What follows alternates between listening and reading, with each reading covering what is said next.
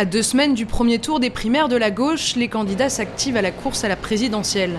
L'engouement suscité par cet événement est loin de faire l'unanimité, si l'on en croit les Parisiens interrogés ce vendredi matin, place de la République. Irez-vous voter à la primaire de la gauche? Dépendamment des débats puis des programmes, là. Ils annoncent tous leurs programmes en ce moment, donc pourquoi pas. Oui, je vais voter pour les primaires de gauche.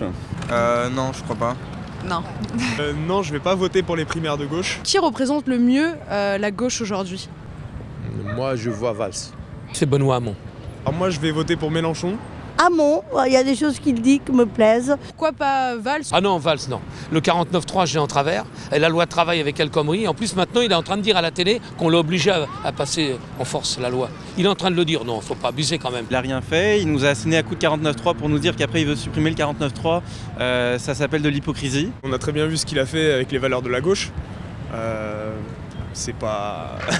Je pense que tous les Français feraient une grave erreur en accordant leur confiance à un homme qui retourne sa veste aussi facilement. Qu'est-ce que vous pensez de Macron?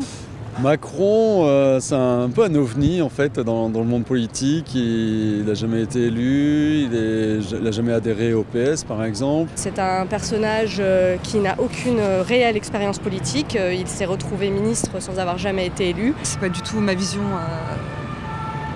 du monde idéal, quoi. C'est pas l'entreprise. C'est comme Trump quand ceux qui votent pour lui disent oui mais c'est un chef d'entreprise donc ça a marché avec lui. Enfin, on n'est pas une entreprise, quoi. La jeunesse est enthousiasmée parce qu'il a un programme libéral ou néolibéral qui plaît aux personnes qui croient à cette société du point de vue économique. Bon, je dis pas que c'est pas un homme intelligent, il est certainement, mais ça m'intéresse pas son projet politique. C'est un grand mec, il est fort, il est intelligent, il est très intelligent. Il a travaillé dans des banques et tout ça, il n'est pas bête. Mais le problème, c'est qu'il ne veut pas se mettre avec les autres. Un deuxième tour Fillon-Macron, qui allez-vous soutenir? Sûrement Macron, ça c'est sûr. Fillon, il ne me parle pas du tout, ce monsieur, il a le charisme d'une huître. Macron, je pense que c'est le moins pire. Dans un cas comme dans l'autre, ils vont nous en mettre plein la gueule. Pourquoi est-ce que je me déplacerais pour aller donner mon assentiment à des types qui vont m'en mettre plein la gueule? Que pensez-vous du quinquennat de Hollande?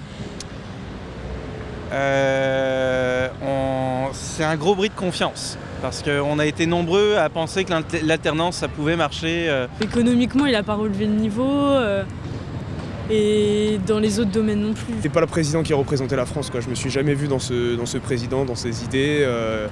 Il a bafoué un peu les idées de la gauche.